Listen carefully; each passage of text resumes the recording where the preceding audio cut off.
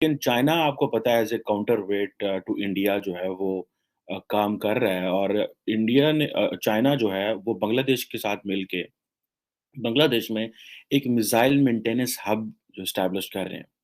और ये सारी बात बताता है कि जो बीजिंग है वो एक जिसे वो कहते हैं ना कि एक लाइन उसने क्रॉस की है जो कि बांग्लादेश और जो ढाका और दिल्ली के दरमियान एक ताल्लुक होता था उसके बीच में वो घुसे। इसलिए India will not like that China to encircle them.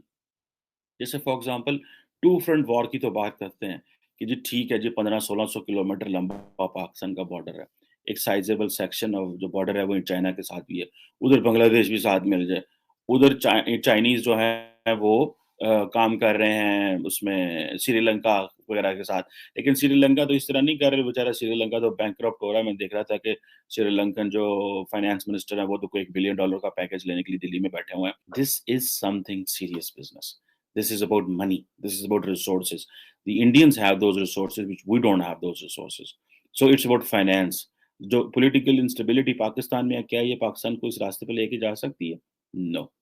जय हिंद। स्वागत है आप सबका दी तथ्य न्यूज़ में। साथियों, जैसा कि हिंदुस्तान ने बांग्लादेश को कोरोना के टाइम पर वैक्सीन भर भर कर पहुंचाई, इंडिया ने क्रेडिट लाइन तक भी दी, ये जानते हुए भी कि 95% बॉर्डर जो है वो हिंदुस्तान से ही है बांग्लादेश का।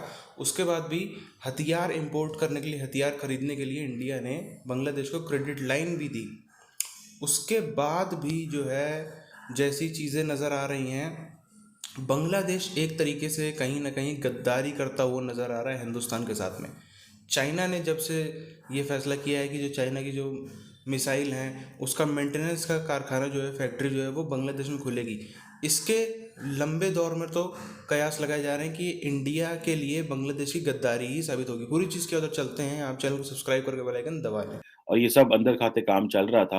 और जिसे आप कह लें कि ये एक फैसिलिटी के ऊपर दोनों ममालिक का एग्रीमेंट हो चुका है ऑलमोस्ट। और ये जो डेवलपमेंट थी इसको उन्होंने छुपा के रखा काफ़ी देर। और उसकी मेन वजह ये थी कि वेस्ट का जो इन्फ्लुएंस है वो बांग्लादेश के ऊपर और अब ख़ास तौर के जो वेस्ट का इन्फ्लुएंस होता है कि चाइना कितना अपने आप को मिलिटरीली एक्सपैंड कर रहा है, वो जो चीज़ें हैं वो ना हो। और कि इन चाइना जो है वो एक तरफ इस तरफ इंडियन बॉर्डर पे पहुँच गया है। पाकिस्तान चाइना के साथ चाहता है कि वो ताल्लुकात हों डिफेंस के हवाले से, लेकिन चाइनीज़ पाकिस्तान को किसी किस्म की कोई गारंटी नहीं देते और ना इस तरह के वो काम करते हैं। खैर एनी हो जाए रिसेंटली ये पिछले कुछ अरसे में जो बांग्लादेश है एक अदारा है जिसको हम बोलते हैं स्वीडन बेस्ड थिंक टैंक है Stockholm International Peace Research Institute. उसने कहा है कि बांग्लादेश ने अपनी जो 17% जो है वो चाइनीज मिलिट्री एक्सपोर्ट जो है वो हुई हैं डिफेंस के हवाले से। और ये जितना भी चाइना का मिलिट्री एक्सपोर्ट है उसका 17% जो है वो बांग्लादेश को गया है। खैर इस पे बाद में भी बात करते हैं। लेकिन ये एक आपको मैं ट्रेंड बता रहा हूँ कि इस ट्रेंड को जो Stockholm International Peace Research Institute है, उसने मेज़र किया। पाकिस्तान ने तो फिर ख़ैर लंबा-चौड़ा हमारी डिफेंस प्रोक्योरमेंट है और जो बांग्लादेश के आर्मी के फ़ौजी जवान हैं, वो उनको काफ़ी ज़्यादा जो है वो भेजा जाता है उधर बीजिंग में ताकि वो जो पीपल्स लिबरेशन आर्मी का जो इंस्टीट्यूट है ट्रेनिंग का, वहाँ से वो ट्रेनिंग भी आप हासिल करें। और मज़े की बात बताऊँ आपको 2016 में बांग्लादेश ने एक जो है वो 2 सबमरीन चाइना चाइना से ली थी। तब अब एक और है कि F-90 जो मिसाइल जो भी चाइना ने सप्लाई किया हुआ है और उसमें कोई टेक्निकल प्रॉब्लम आ गई। ये आपको पता है कि अक्सर चाइनीज़ प्रोडक्ट्स में टेक्निकल प्रॉब्लम आ जाते हैं। और ये जो F-90 मिसाइल जो है जो सिस्टम जो सप्लाई किया चाइना ने इसमें भी आ गए। पाकिस्तान में भी अक्सर वो जो चीज़ें हम चाइना से लेते हैं उसमें ये मसाइल पैदा होते हैं।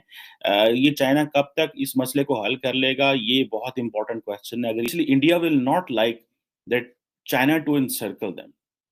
जैसे for example two front war की तो बात करते हैं कि जी ठीक है जी 1500-1600 किलोमीटर लंबा पाकिस्तान का बॉर्डर है। एक साइज़ेबल सेक्शन ऑफ जो बॉर्डर है वो चाइना के साथ भी है। उधर बांग्लादेश भी साथ मिल जाए। उधर चाइनीज़ जो है वो काम कर रहे हैं उसमें श्रीलंका वगैरह के साथ। लेकिन श्रीलंका तो इस तरह नहीं कर रहे, बेचारा श्रीलंका तो बैंकरप्ट हो रहा है। मैं देख रहा था कि श्रीलंकन जो फाइनेंस मिनिस्टर है वो तो कोई $1 बिलियन का पैकेज लेने के लिए दिल्ली में बैठे हुए हैं। बड़ी अहम बात है वो। और वो ये है कि इंडिया जो है, वो तो क्वाड का पार्टनर बन गया। तो क्वाड का पार्टनर बनने की ऑफ़र बांग्लादेश को भी थी। और ये जो थी ये बेसिकली इसमें एक इम्पोर्टेंट चीज़ थी। लेकिन कहने को आता है कि ये जो थी ऑफ़र तो थी, लेकिन बीजिंग का जो ताल्लुक था बांग्लादेश के साथ वो सामने आ गया। they are going to determine a strong Beijing Dhaka relationship. और जिस तरह मैंने पहले कहा, एक साइकोलॉजिकल वॉरफेयर है जो वो करना चाह रहे हैं चाइना इंडिया के अगेंस्ट। और लेकिन इंडिया के पास ऑप्शन ज़्यादा हैं, इसमें कोई शक नहीं है। मेरा नहीं ख्याल कि Dhaka will come up as a military, जिसे कहते हैं ना, challenge for India. That is not an option है फॉर द बांग्लादेश। इंडिया के पास सुपीरियर मिलिट्री कैपेबिलिटी है, वो सारा कुछ है। आई थिंक वो इस पोजीशन में नहीं जाएंगे, लेकिन there is some leverage which Chinese obviously enjoy on Dhaka. और ये जारी बात है, मैंने बताया ना, जैसे कि ये सबसे बड़ा एक चैलेंज है इंडिया के लिए। ऑब्वियसली इंडियन इसको अंडरमाइन कर सकते हैं कि नहीं, ये कोई बहुत चैलेंज नहीं है, बांग्लादेश के साथ हमारे अच्छे ताल्लुक हैं। हम तो वो 50 साल तकरीबात में वहाँ पे मौजूद थे, हमने बांग्लादेश को आज़ादी लेने के लिए बड़ी मदद की, ये किया वो किया। दैट स्टेज अपार्ट, उसका इससे चीज़ से कोई ताल्लुक नहीं है। लेकिन बांग्लादेश का क्वाड ना ज्वाइन करना, दैट हैज़ अ सिग्निफिकेंस। इसकी एक सिग्निफिकेंस है। अगर पाकिस्तान जाता है श्रीलंका और कहता है $50 मिलियन की क्रेडिट लाइन देते हैं। इंडिया जाता है बांग्लादेश, कहता है $500 मिलियन की क्रेडिट लाइन ले लो डिफेंस इंपोर्ट के हवाले से। This is something serious business. This is about money, this is about resources. The Indians have those resources which we don't have those resources. So it's about finance. जो political instability Pakistan में है, क्या ये पाकिस्तान को इस रास्ते पे लेके जा सकती है? नो। और अब चाइना का जो इन्फ्लुएंस है वो साउथ एशिया में बढ़ रहा है, इंडियन ओशन स्टेट्स में बढ़ रहा है। और इसको हम बोलते हैं ना, चाइना की चेक बुक डिप्लोमेसी। और दिल्ली इसमें क्या करता है ये भी देखेंगे। जो अगर न्यू दिल्ली जो है वो अगर ब्रह्मोस जो है वो फिलिपाइन को भेज रहा है, तो अपनी आउटरीच भी बढ़ा रहा है बेसिकली। तो ये एक एंटी चाइना नेशन है, जिस तरह इंडोनेशिया है, मलेशिया है, वियतनाम है। तो इस तरह जो चाइना इंडिया जो है उन तक भी अपना जिसे कहते हैं ना, मालो मता मता पहुंचा रहा है। साथियों, पिछले 70 सालों में ही, चाहे हम सरकार इसको हम पॉलिटिकली तरीके से ना देखें, हम इसको अलग अलग सरकारों के नज़रिए से भी देखें, तो कहीं ना कहीं जो बांग्लादेश है उसके लिए हमेशा दिल्ली के मन में एक हद से ज़्यादा जो लाड प्यार वाली चीज़ होती है, जो हद से ज़्यादा केयर करना, हद से ज़्यादा जिसको हम कहते हैं कि आगे जाके मदद करना, भले ही उसके परिणाम स्वरूप हमको ही धोखा क्यों ना मिल जाए, वो हमेशा से हिंदुस्तान में किया है।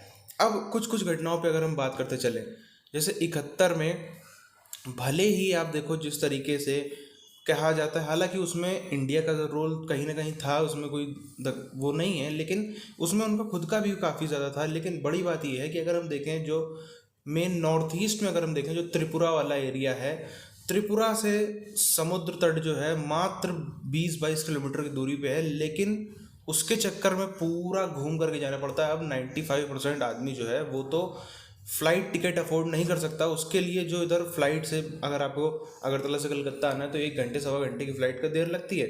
बाई ट्रेन आना है तो उसमें 35-36 घंटे लग जाते हैं। 1000 किलोमीटर से ज़्यादा की, लगभग 1200-1300 किलोमीटर की दूरी हो जाती है। तो आप समझ सकते हैं, ज़रा से 20 किलोमीटर के अगर उसमें कभी इंडिया में किसी भी सरकार ने थोड़ा सा जोर दिखाया होता तो शायद चीज़ें कुछ अलग होती हैं। हालांकि इसमें अंग्रेज़ों को तो हम दोष देते ही रहे कि उन्होंने ऐसे मैप बनाए, अलग अलग चीज़ें हम करते ही रहे, लेकिन कहीं ना कहीं इसमें सरकारों की भी खामियां रही हैं। अब इसमें अगर हम आगे और देखें, जैसे जब वेस्ट बंगाल में सीपीएम की सरकार थी, कम्युनिस्टों का राज था, उस टाइम पे 79-78 के टाइम की बात है, जो आप सबने सुना होगा। वेस्ट बंगाल सरकार ने ही पहले बोला था कि जो वहाँ से लोग रेफ्यूजीज़ आना चाहते हैं बांग्लादेश से, वो आ सकते हैं। और रेफ्यूजी मतलब जो हिंदू रेफ्यूजी वहाँ से आना चाहते हैं, आ सकते हैं। हज़ारों की संख्या में आए, और कैसे वो सुंदरबन में एक आइलैंड में आए, वहाँ पे हज़ारों की संख्या में कैसे नरसंहार किया, वो अब आप उसको कह लो चाहे कम्युनिस्ट थे चाहे कांग्रेसी थे, तो खैर वो हिंदुस्तानी हज़ारों की संख्या में, कैसे उसमें छोटे छोटे बच्चे थे, उसमें कैसे कैसे बुजुर्ग थे, महिलाएं थी, सब थे, उनका हज़ारों लोग का ऐसा मास मर्डर जो है वो हिंदुस्तान के इतिहास में एक ही दो बार हमको देखने को मिलता है, आज़ाद हिंदुस्तान के इतिहास में। अब उसकी वजह से आप देखो क्या सिग्नल जाता है, अगर कोई वहाँ से यहाँ से बुला रही है, यहाँ की राज्य सरकार बुला रही है, भले ही किसी भी पार्टी की हो, उसने बुलाया, वहाँ से लोग आए, तो उनको ऐसे मार दिया गया कि हम खर्चा नहीं दे पाएंगे, वो करते करते कुछ भी कारण बता के मार दिया गया, हज़ारों की संख्या में ऐसे मास मर्डर कर दिया गया। तो इससे सिग्नल सीधी सी बात यही जाएगा कि बाकी लोग जो आना चाहते हैं वो कभी भी नहीं आएंगे। यही एक कारण है कि 80s के बाद से जो है वो वहाँ से हिंदू शरणार्थी इधर में आना एकदम ही बंद हो गए। भले ही रोहिंग्या, अच्छा हाँ, यहाँ पे आप देखो कि वो लोग आए तो वहाँ पे उनको हज़ारों संख्या में मार दिया गया, और रोहिंग्या भी थी, चाहे वो कम्युनिस्टों की सरकार रही हो वेस्ट बंगाल में, चाहे अलग अलग पूरे देश में कांग्रेस सरकार, अलग अलग जिसको भी आप कह लो रही हो, उसके दौर में रोहिंग्या घुसा है उसमें कोई नहीं, लेकिन वहाँ से आए तो उनको कैसे मार दिया गया। इससे क्या सिग्नलिंग कहती है? अभी आप देख लो, जैसे वैक्सीन वहाँ पर दी गई, जिस तरीके से वहाँ पे क्रेडिट लाइन, हथियार खरीदने के लिए क्रेडिट लाइन दी गई, वो भी इतने मिलियंस ऑफ डॉलर में दी गई कि, और आप देख लो पूरा का पूरा, अगर खाली आप साइड में छोटा सा म्यांमार वाला बॉर्डर छोड़ दो 5%, बाकी 95% 96% उनका जो बॉर्डर है तीनों तरफ से, तो इंडिया ही है। उसके बाद भी, और अब आप देखो ये सब करने के बाद भी बांग्लादेश को भी, अगर अच्छा बांग्लादेश में अगर हम देखें, जो इतना कहता है कि बांग्लादेश की इंडिया की बहुत दोस्ती है, तो कोई दोस्ती उससे नहीं है, वो सिर्फ दो सरकारों के बीच का तालमेल है, वरना आम पब्लिक में तो कोई दोस्ती नहीं। आम पब्लिक में आप बांग्लादेश में कहीं से पूछ लो, हिंदुस्तान के प्रति वही जो पाकिस्तानियों में नफरत है वही बांग्लादेश में, उसमें कोई कहीं से फर्क नहीं है।